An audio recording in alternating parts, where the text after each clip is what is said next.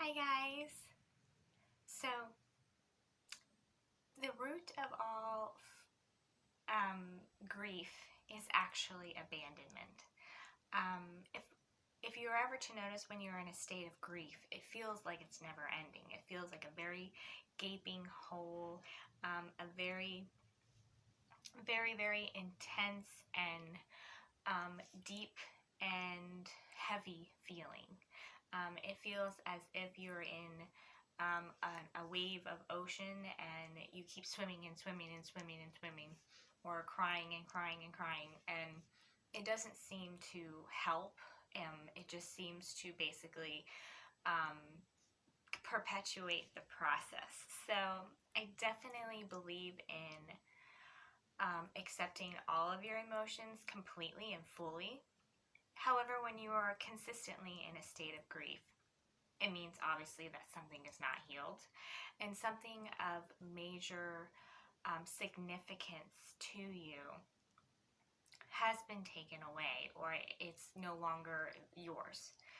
So it's very helpful, rather than to sit and try to work through your grief, it's very helpful to actually step into why it is that you feel abandoned. If any of you were to sit in your grief for a very long time, you will see that it's actually, you feel very alone in it, and you feel like very by yourself. So it's kind of like a feeling of being forsaken.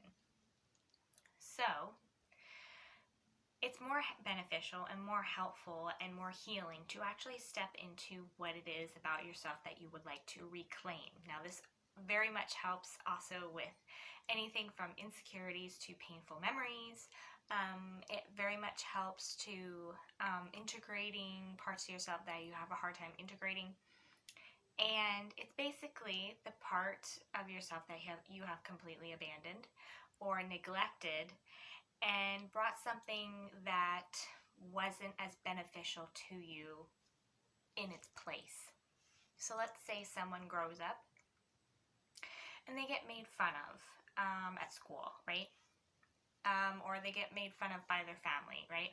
So basically, in order to adapt to their school or their situation, they come into this world and they feel great about themselves. They feel perfect, they feel whole, they feel complete, and they feel that there's nothing wrong with them.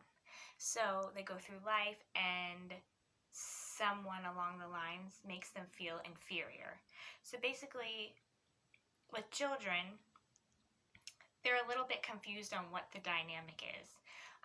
Children, if you notice them at their purest state, they are more apt to loving themselves at whatever age that they are. So basically, when they go through school or society, they become molded. So basically, let's say this child gets grown up and it gets made fun of maybe for wearing glasses, or for having really short hair or really long hair, or maybe they get made fun of because they have freckles. So basically, this part of themselves that they really love, they are forced to basically abandon. Even though they love it about themselves, they are forced to kind of step into another role in order to be accepted and loved. So this part has already been loved and cherished. However, another part has had to step in. This is what I guess some people would call like the false self, or like the molded self. But basically, it's a self that has been molded. So it's very helpful to actually go back into time before you actually remember being made fun of, or feeling really secure with yourself. And if you can remember a time that you actually felt secure with your glasses or your freckles or the way that your hair is, I would like you to remember that feeling. And for some people, it's like very, very rare. But it's very helpful to actually create a space within yourself that you can claim that child back, or you can claim that person back that was very, very confident. This is an example of how you can actually reclaim, or basically nurture, that part that you were forced to reject. This also comes with a little bit more traumatic experiences as well. if you've ever had a traumatic experience where basically sexual or physical abuse has been involved, you can also do this technique as well. It's basically accepting yourself the way that you are instead of trying to change yourself. So the worst thing that you could possibly think about yourself is you need to change yourself. If you need to change yourself, then you're in the wrong group. So this is very helpful when it comes to nurturance and to basically reclaim or to take ownerships of something that wants to be taken in.